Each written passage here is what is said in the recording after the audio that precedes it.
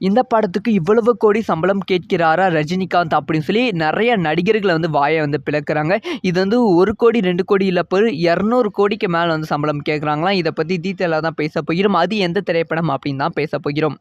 அதாவது Jailer. So Jailer 1 திரைப்படம் தமிழ் சினிமாவில் மிகப்பெரிய வெற்றி திரைப்படமாக அமைந்தது. சொல்லப்போனால் வந்து ரஜினிகாந்துக்கு மிகப்பெரிய கம்பேக் அப்படின்னு தான் சொல்ல வேண்டும். ஜெயிலர் திரைப்படம் வந்து 600 கோடிக்கும் மேலே வந்து வசூல் செய்தது. தமிழ் சினிமாவில் அதிகமாக வசூல் செய்த திரைப்படங்கள் லிஸ்ட்டில் வந்து நம்பர் 1 இடத்துல வந்து ஜெயிலர் திரைப்படம் இருந்தது. அந்த ரெக்கார்டை லியோ திரைப்படம் பிரேக் பண்ணிச்சு.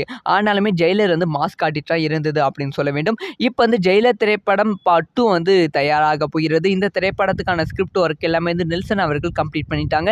இந்த படத்தை வந்து சன் பிக்சர்ஸ் தான் வந்து தயாரிக்கிறது. இந்த திரைப்படத்துக்கு வந்து ரஜினிகாந்த் அவர்கள் 250 கோடிக்கு மேலே வந்து சம்பளம் வந்து கேட்கிறார்களாம். ஏன்னா வந்து ஜெயிலர் 1க்கே வந்து அவர் வந்து 210 கோடி வந்து சம்பளம் வந்து வாங்கினாங்க. ஸோ ஜெயிலர் 2க்கு வந்து 250 கோடி வந்து சம்பளம் கேட்பது வந்து ரொம்ப வந்து அதிர்ச்சியை வந்து ஏற்படுத்தி இருக்கிறது. இந்த சம்பளத்தை வந்து தயாரிப்பு நிறுவனம் கொடுக்குறேன் அப்படின்னு சொல்லிட்டாங்களாம். ஸோ அதனால ஜெயிலர் 2 வந்து உருவாக போகிறது. அதுக்கு வந்து ரஜினிகாந்த் அவர்கள் 250 கோடி சம்பளமும் வாங்க போகிறாங்க.